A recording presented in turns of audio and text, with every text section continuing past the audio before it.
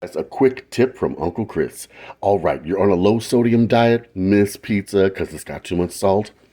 Go to the frozen section, get you a veggie pizza, which has 60% less salt. Then go to the deli, get you low sodium ham or turkey.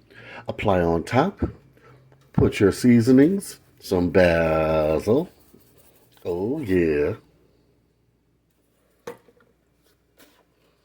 Of course, some garlic.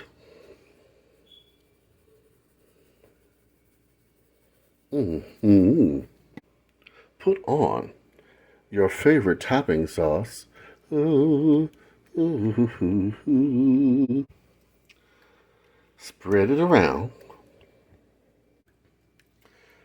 All right, once you got your sauce on there, then top with mozzarella.